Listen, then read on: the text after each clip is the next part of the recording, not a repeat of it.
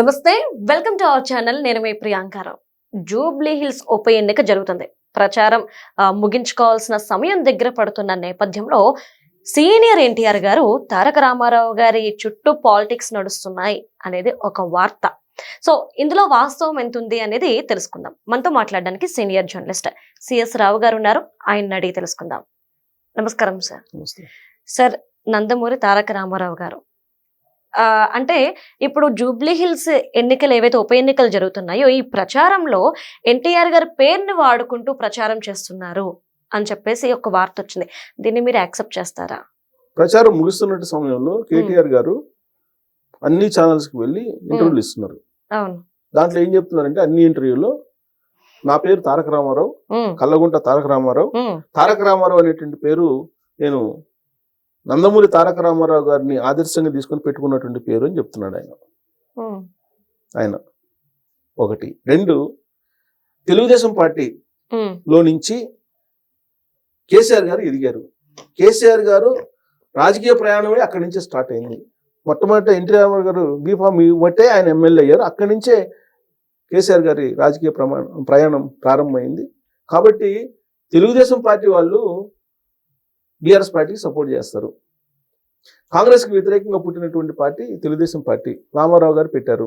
కాబట్టి బీఆర్ఎస్ పార్టీకి సపోర్ట్ చేస్తారు అని చెప్పి ఆయన చెప్తూ ఉన్నారు.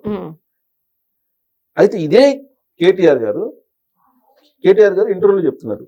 ఇదే కేటీఆర్ గారు ఏమంటారు మళ్ళా ఇంతకు ముందు కొంచెం వెనక్కి వెళ్తే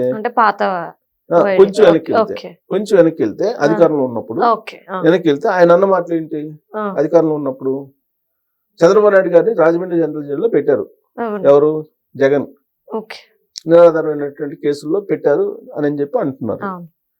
ఆ సందర్భంగా అప్పుడు పవర్ లో ఉన్నటువంటి కేసీఆర్ గారు, అలాగే కేటీఆర్ గారు, ప్రత్యేకించి కేటీఆర్ గారు, Jagan bro the wonderful cinema చూపించావు, భలే ఉంది బ్రో షో అని చెప్పి చెప్పారు. ట్వీట్ చేశాడు అఫీషియల్ గా. ఓకే. ఆయన నంద్యాల నుంచి విజయవాడకి రోడ్డు మార్గం ద్వారా పోలీసులు తీసుకొస్తుంటే ఆ షో అది చూసి షో భలే ఉంది బ్రో అని చెప్పి జగన్మోహన్ రెడ్డి గారిని అద్భుతంగా పొగుడుతూ ట్వీట్ చేసిన ఈయన. ఆ తర్వాత ఆయన అరెస్ట్ ని నిరసిస్తూ ఇక్కడ తెలంగాణలో ఉండేటువంటి తెలుగుదేశం పార్టీ అభిమానులు, చంద్రబాబు నాయుడు గారి అభిమానులు నిరసనలు వ్యక్తం చేయడానికి వస్తే అక్కడ పంచాయతీ ఇక్కడ పెట్టు ఎందుకు, ఇంకో మాట కూడా అన్నాడు. అది పద్ధతి కాదని చెప్పి నేను చెప్పట్లేదు. పక్కింటి పంచాయతీ మనకెందుకు, ఇక్కడ ఎందుకు, మీరు వెళ్ళి అక్కడ పోయి ధర్నాలు చేసుకోండి, నిరసనలు చేసుకోండి అని చెప్పి చెప్పారు. ఇది ఔటర్ రింగ్ రోడ్ లో కొంతమంది ఐటీ ఉద్యోగులందరూ కూడా వాళ్ళ నిరసనలు వ్యక్తం చేస్తుంటే మీరు ఎవరు ఇక్కడ చేయడానికి లేదన్నారు. నెంబర్ 2. నెంబర్ 3, వీళ్ళు అది వద్దన్న తర్వాత పర్మిషన్ తీసుకొచ్చుకొని, కోర్టు నుంచి పర్మిషన్ తీసుకొని, పోలీస్ పర్మిషన్ కూడా తీసుకొని ఒక మీటింగ్ పెట్టారు ఎల్బీ స్టేడియంలో. ఆ మీటింగ్ లో ఆయన రిస్ట్రిక్షన్ పెట్టారు. పాలిటిక్స్ మాట్లాడకూడదు, ఇక్కడ తెలుగుదేశం పార్టీ గురించి మాట్లాడకూడదు అని చెప్పి రిస్ట్రిక్షన్ పెట్టారు. ఇదే కేటీఆర్ గారు. తర్వాత ఇంకొంచెం వెనక్కి వెళ్తే ఎన్టీఆర్ ఘాట్ ఉంది కదా, ఎన్టీఆర్ ఘాట్ ని తొలగిస్తాం, అక్కడ మనం అంబేద్కర్ స్మృతి వనం కలదాం అని చెప్పేసి ఒక ప్రపోజల్ పెట్టారు. అంబేద్కర్ ఘాట్కే ఎర్త పెట్టారు. ఆ పక్కన ఇప్పుడు ఎన్టీఆర్ ఘాట్కి ఎంతైతే భూమిని కేటాయించారో దాంట్లో కొంత భాగం ఇప్పుడు అంబేద్కర్ గారికి స్మృతి వనం కట్టించారు. ఆ సందర్భంగా ఏం జరిగింది అనేది అందరికీ తెలుసు. ఇక జూబ్లీ హిల్స్ నియోజకవర్గ పరిధిలో ఎన్టీ రామారావు గారి విగ్రహం పెడుతుంటే, ఎన్టీ రామారావు గారి విగ్రహాన్ని పెడుతుంది కాదు, ఎన్టీ రామారావు గారి విగ్రహం పెడుతుంటే దాన్ని తీసేసి దాన్ని పెట్టనీయకుండా అడ్డుకున్నాడు మాగంటి గోపీనాథ్. దానికి బీఆర్ఎస్ పార్టీ అధిష్టానం ఆదేశాలు జారీ చేసిందని చెప్పి అప్పుడు వచ్చినటువంటి న్యూస్. ఆ తర్వాత అదే పార్టీలో ఉన్నటువంటి కృష్ణారావు, ఆయన గూకట్పల్లి ఎమ్మెల్యే, ఆయన వచ్చి ఎన్టీ రామారావు విగ్రహాన్ని పెట్టించారు. మరి గోపీనాథ్ ని ఆ విగ్రహం పెట్టకుండా చేయమని చెప్పి ఎవరు చెప్పారు? ఒకటి. ఇంకొంచెం వెనక్కి వెళ్తే ట్యాంక్ బండ్ మీద పెట్టినటువంటి విగ్రహాలని తీసేయండి అని చెప్పారు. ఇవన్నీ ఆంధ్రాలకు సంబంధించినవి, ఇవన్నీ తీసేయండి అని చెప్పారు. ఇవన్నీ జనం మర్చిపోయి ఉంటారు అని చెప్పి అనుకోవచ్చు. ఇప్పుడు ఏమంటారు, ఇప్పుడు తాజాగా ఆయన ఇంటర్వ్యూలు ఏమంటున్నారు, ప్రత్యేకించి ఇదే హైలైట్ చేస్తున్నారు. ఏమంటున్నారు ఆయన, ఇప్పుడు అందరూ ఒకటే, మేము ఎన్టీ రామారావు విగ్రహం ఖమ్మంలో పెడుతుంటే మేమే పెట్టాము, మా అజయ్ పెట్టాడు, మా బీఆర్ఎస్ పార్టీ అజయ్ పెట్టాడు ఎన్టీ రామారావు విగ్రహాన్ని. అక్కడ ఎవరు పెట్టాడు, ఎన్టీ రామారావు పేరు పెట్టుకున్నాను నేను అని అంటారు. ఇదే కల్వకుంట్ల ఫ్యామిలీ కేసీఆర్ గారు, కేటీఆర్ కాకుండా వాళ్ళ నాన్న కేసీఆర్ గారు ఒక ఇంటర్వ్యూలో ఏం చెప్పారంటే, మీరు ఎన్టీ రామారావు గారి పేరు మీ కొడుకు పెట్టుకున్నారంట కదా అని అడిగితే, లేదు నక్షత్రం ప్రకారం పెట్టుకున్నాం, ఎన్టీ రామారావు గారి పేరు పెట్టుకోలేదు మేము, నక్షత్రం ప్రకారం మీరు రావాలి కాబట్టి పెట్టుకున్నాము, అప్పుడు అది ఫెమిలియర్ కాబట్టి అది పెట్టుకున్నాం అని చెప్పాడు ఆయన.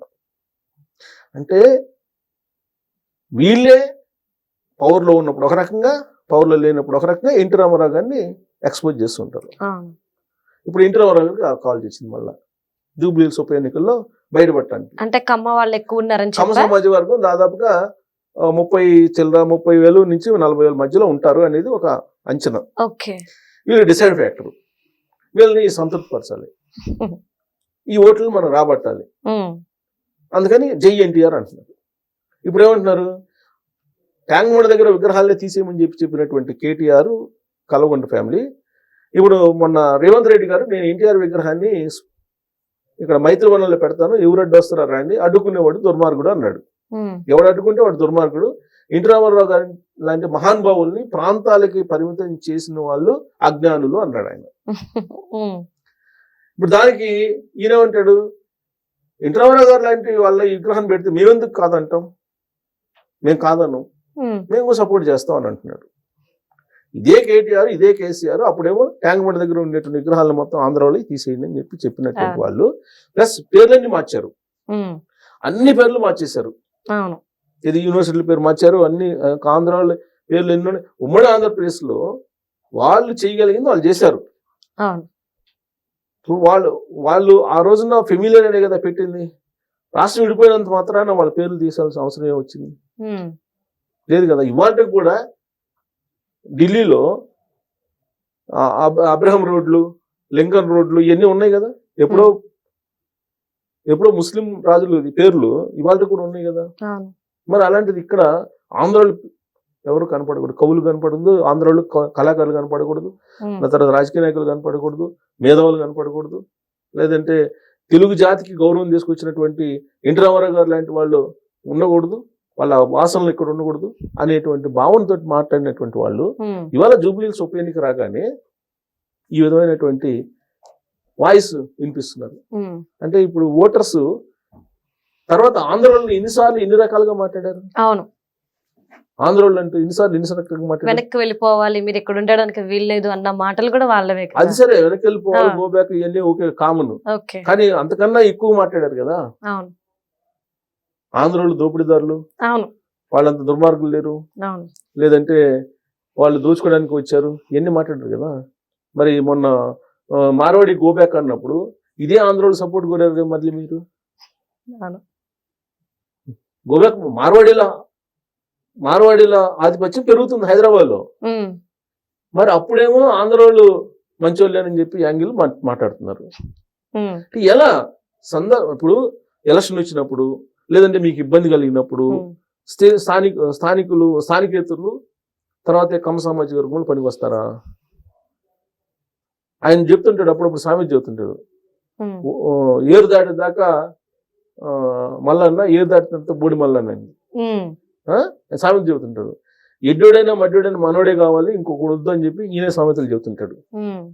ఈయన మళ్ళీ ఇప్పుడు ఇంటర్వ్యూలు ఇస్తూ అందరికి ఇంటర్వ్యూలు ఇస్తూ 2023 అసెంబ్లీ ఎన్నికలు మీరు గమనిస్తే ఒక్క ఆంధ్ర రిపోర్టర్లకు కూడా ఆయన ఇంటర్వ్యూలో ఇవాళ అందరూ ఆంధ్ర వాళ్ళు యాంకర్లు పెట్టుకుని ఇంటర్వ్యూలు ఇస్తున్నాడు ఆయన. సో ఈ తేడాన్ని గమనించాలి. పబ్లిక్ మెమరీ పవర్ అయితే షార్ట్ మెమరీ పవర్ అనుకుంటాడు ఆయన, అలా ఉండదు. అందులో జూబ్లీ హిల్స్ లాంటి ప్లేస్ లో అలా ఉండదు. ఎన్టీ రామారావు గారు లాంటి మహానుభావుడిని ఒక ప్రాంతానికి పరిమితం చేసి ఆయన్ని విగ్రహాలనే తీసేసి ఆయనకు సంబంధించినటువంటి ఆనవాళ్లే లేకుండా చేయాలని చెప్పి ప్రయత్నం చేసినటువంటి వాళ్ళు కదా. ఎన్టీ రామారావు గారు భిక్షతో రాజకీయాలకు వచ్చారని చెప్పి ఆయనే చెబుతున్నాడు. అవును ప్లస్ బీఆర్ఎస్ పార్టీలో అందరూ తెలుగుదేశం వాళ్ళు ఉన్నారని చెబుతున్నారు. అవును ఆయనే చెప్తున్నాడు. ఇదే మాట మనం అనేక సందర్భాల్లో విశ్లేషణ సందర్భంగా అంటే ఇది ఆంధ్రుడు అని చెప్పి విమర్శిస్తారు. ఇప్పుడు కేటీఆర్ గారు చెప్తే ఓకేనా? ఇప్పుడు కేటీఆర్ గారు ఏదైనా మాట్లాడచ్చు. సో ఓటర్స్ ఆలోచించాలి. అదే ఇప్పుడు 14% రిజర్వేషన్లు ఇస్తా ఉన్నాడు ముస్లింలకి. ఇచ్చారా? ఇవ్వగలిగారా? ఇవ్వడానికి అవకాశం లేదని తెలుసు కదా కేసీఆర్ గారికి. అన్ని రకాల కొన్ని లక్షల పుస్తకాలు చదివినటువంటి కేసీఆర్ గారికి అది సాధ్యం కాదని చెప్పి తెలుసు కదా. మరి ఎందుకు 14% రిజర్వేషన్ ఇస్తానని చెప్పి అనౌన్స్ చేశారు ముస్లింలకి? మోసం చేయటం కదా. దళితులకి 3 ఎకరాలు ఇస్తా ఉన్నారు, ఇచ్చారా? దళిత బంధు ఇస్తా ఉన్నారు, ఇచ్చారా? దళితుల్ని సీఎం చేస్తా ఉన్నారు. కాంగ్రెస్ పార్టీలో విలీనం చేస్తా ఉన్నారు బీఆర్ఎస్ పార్టీని రాష్ట్రం ఇస్తే. అవును మరి ఇవన్నీ ఏంటి? ఇవన్నీ ప్రజలకు గుర్తుండవా? సో ప్రజలు విఘ్నులు, వాళ్ళ సమయం వచ్చినప్పుడు సరైన విధంగా స్పందిస్తారు. Okay right. Thank you so much.